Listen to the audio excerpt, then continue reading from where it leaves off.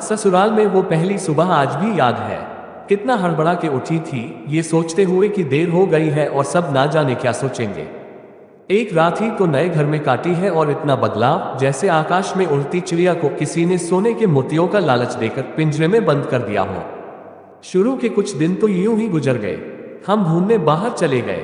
जब वापस आए तो सासू माँ की आंखों में खुशी तो थी, लेकिन बस अपने बेटे के लिए ही दिखी मुझे।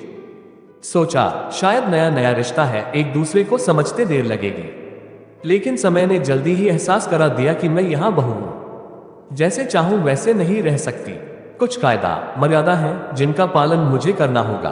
धीरे धीरे बात करना, धीरे से हंसना, सबके खाने के बाद खाना, ये सब आदतें जैसे अपने आप ही आ गई। घर में माँ से भी कभी कभी ही बात होती थी। धीरे धीरे पीहर की याद सताने लगी। ससुराल में पूछा तो कहा गया अभी नहीं, कुछ दिन बाद। जिस पति ने कुछ दिन पहले ही मेरे माता पिता से ये कहा था कि पास ही तो है, कभी भी आ जाएगी, उनके भी सुर बदले हुए थे। अब धीरे धीरे समझ आ रहा था कि शादी कोई खेल नहीं। इसमें सिर्फ घर नहीं बदलता, बल्कि आपका पूरा जीवन ही बदल जाता है। आप कभी भी उठ के अपने पीहर नहीं जा सकते। यहां तक कि कभी याद आए तो आपके पीहर वाले भी बिन पूछे नहीं आ सकते।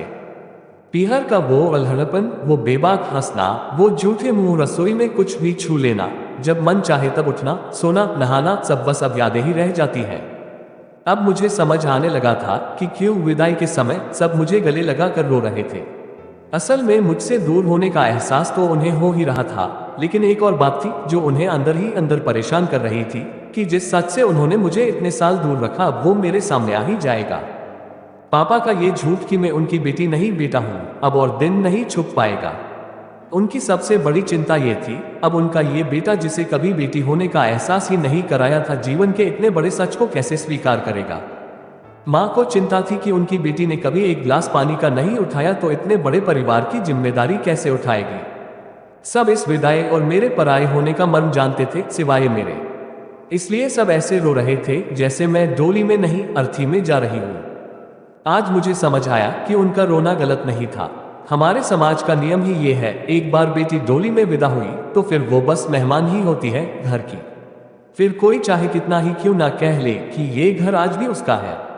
सच तो ये है कि अब वो कभी भी यूं ही अपने उस घर, जिसे मायका कहते हैं, नहीं आ सकती।